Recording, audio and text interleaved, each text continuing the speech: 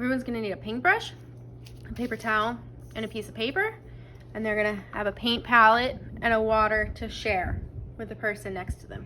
Each big table is gonna get 3 paint palettes and 3 waters. So that means red and orange gets 3, green and yellow gets 3, black and white gets 3, etc.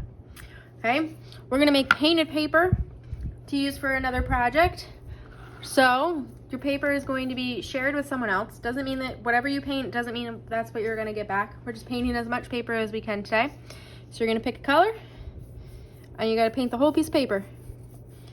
I'm spreading out all of that paint as much as I can, getting some more.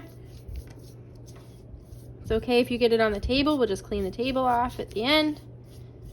Right, this is the regular paint. So I don't have to add water to it to make it work. The water is just to clean our paintbrush off in between.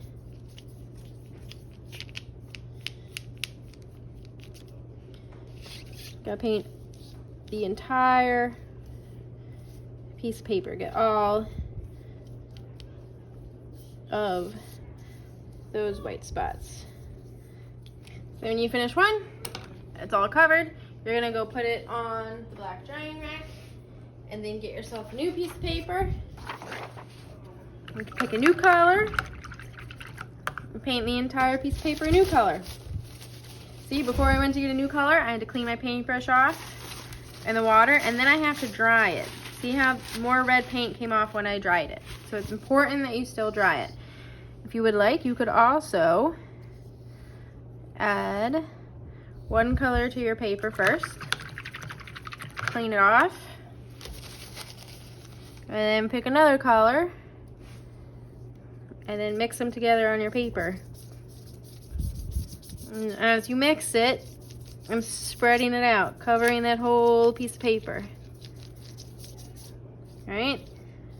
But I mixed it on my paper. My paint palette is still clean. I didn't mix any of those colors on that paint palette. And then again, you gotta get all of those white spots. If you run out of paint, clean off your paintbrush, get the one color you need, clean off your paintbrush, get the other color you need, mix it on your paper, finish getting those white spots, and keep going. See how many pieces of paper you can get painted for us to share for our next project. At the end of art, you're gonna put your paintbrush in the water. The collectors are coming for the paints and the waters.